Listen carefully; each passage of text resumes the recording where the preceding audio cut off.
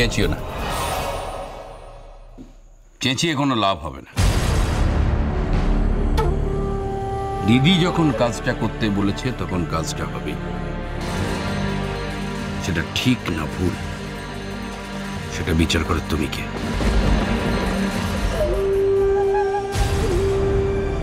এটাতে সই করে দাও।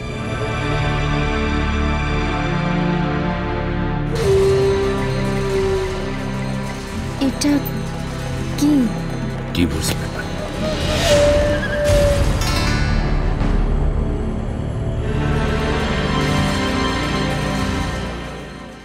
হ্যাঁ, এখন ওই একটাই রাস্তা, গঙ্গার ওয়্যারঅ্যাবাউটসের ব্যাপারে আমায় জানতেই হবে। ও কোথায় থাকতো, ওর বংশ পরিচয় কি, ওর পাস্ট কি, আর এইসব জানতে গেলে আমার গঙ্গার সাথে সরাসরি কথা বলাটা দরকার।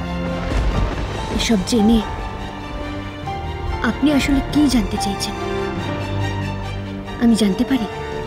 আমাদের ফ্যামিলি অ্যালবামের সাথে যত পুরনো ছবি আছে আমি তার সাথে মিলিয়ে দেখেছি, কি অদ্ভুত মিল। দুজন আলাদা মানুষের মধ্যে এতটা মিল কি করে সম্ভব আমি জাস্ট ভাবতে পারছি না। এটা কি শুধুই কি লুকালাইক নাকি আরো অন্য কিছু? তার মানে আমার মার মতো আপনিও এই কথাটাই বলতে চাইছেন যে গঙ্গাই আসল পরী, তাই তো? মুখার্জি বাবু, আপনি বোধহয় একটা কথা ভুলে গেছেন। একদিন আপনার পরামর্শ মতোই ডিএনএ টেস্ট হয়েছিল, আর আমি যে পড়ি এটা প্রমাণ করানোর জন্য আপনি বাড়ির সকলকে রাজি করিয়েছিলেন। তাহলে সেই টেস্ট রিপোর্টটাকে আপনি কি বলবেন? দেখুন, এই পুরো ব্যাপারটার মধ্যেই একটা রহস্য লুকিয়ে আছে, তাই আমি আবার এটাকে খতিয়ে দেখতে চাই।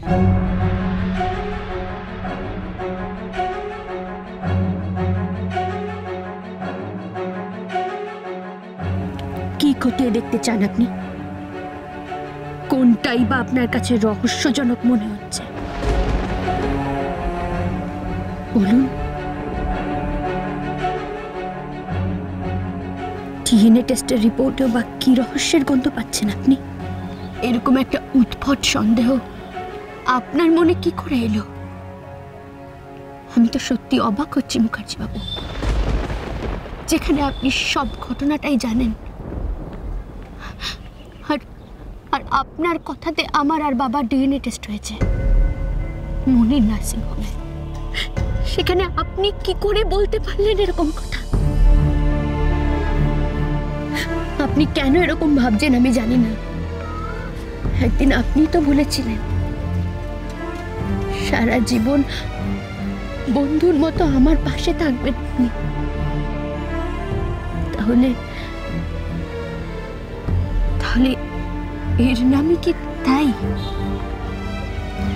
মুখার্জি বাবু, আপনি প্লিজ আমায় ভুল বুঝবেন না।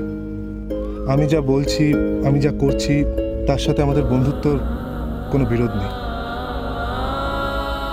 একজন পুলিশ অফিসার হিসেবে আমার ডিউটি হলো সত্যর পক্ষ নেওয়া, আসল সত্যকে খুঁজে বার করা। সেই সত্যই এসব অনুমান করছে।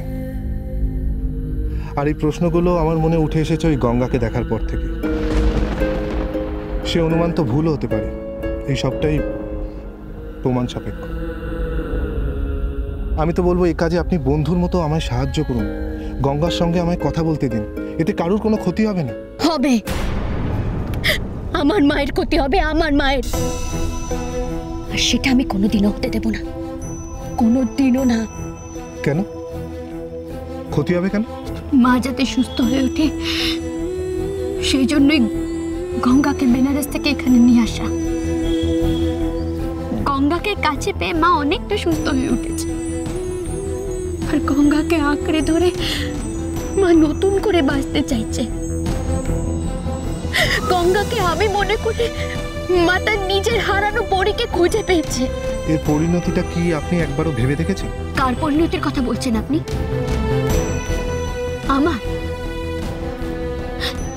আমার পরিণতি নিয়ে আমি কোনোদিনও ভাবিই না। আমার যাই হোক না কেন, আমার শুধু একটা মাত্র লক্ষ্য, মাকে সুস্থ রাখা, মাকে ভালো রাখা। আর তার জন্য আমাকে যত কষ্ট সহ্য করতে হয় আমি করব।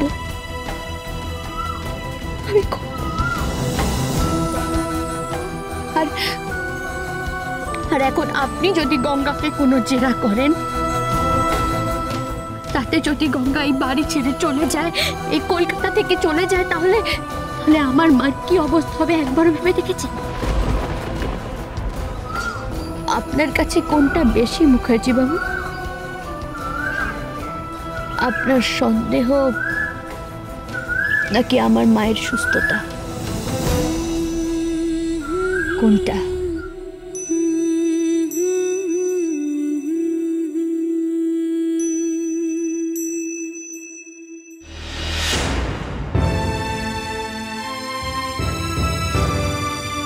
আপনি আমাকে কথা দিন মুখার্জি বাবু, আমাদের বন্ধুত্বের দিব্যি, আমাকে কখনো জিজ্ঞাসা না করে আপনি গঙ্গাকে কোনো দিনও কোনো জেরা করবেন না, কোনো প্রশ্ন করবেন না ওকে। কথা দিন।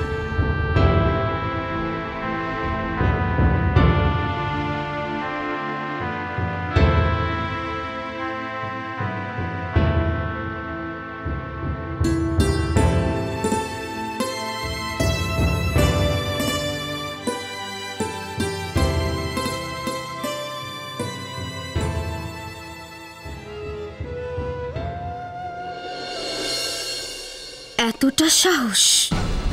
একদম ঠিক, আমাদের এতটাই সাহস।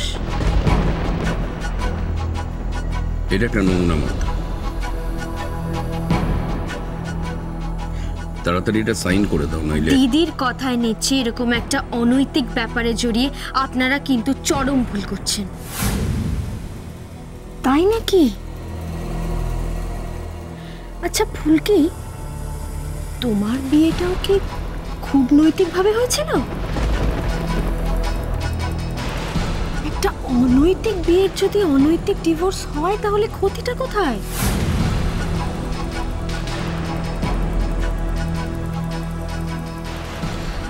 লাভ ক্ষতির অঙ্কটা আপনারা এখনো ঠিক শিখে উঠতে পারেননি, তাই নিজেদের লাভের লোভে আমার ক্ষতি করতে চাইছেন। কিন্তু শেষ অবধি ক্ষতিটা আমার হবে না, হবে আপনাদের, যারা ওই মহিলাকে অন্ধভাবে বিশ্বাস করছেন। বিশ্বাসের কথা তোমার মতো সুযোগ সন্ধানের মুখে মানায় না ফুলকি। সুযোগ সন্ধানী আমি নাকি ওই প্রতিমা রায়চৌধুরী,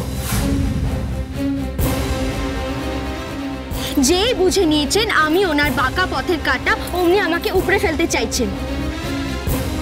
উনি যতই চাই করুন, আমি কিছুতেই সরব না। কঠিন পথটা কিন্তু খুব ভয়ানক হবে।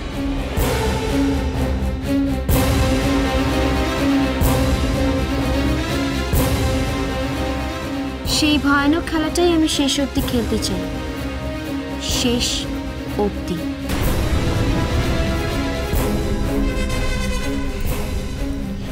তুমি লুকোলে আমার কাছ থেকে কি হবে হীরাম্মা? এরা কিন্তু আমাকে সব বলে দিয়েছে। গঙ্গা তো এই বাড়িতেই এসেছিল আমার শাশুড়ি মার কাছে, তাই না? কি আমি ঠিক বলছি তো হীরাম্মা? তা গঙ্গার সাথে আমার শাশুড়ি মার কি এমন কথা হলো? আর গঙ্গার জন্য ওনার কিসের এত ছটফটানি?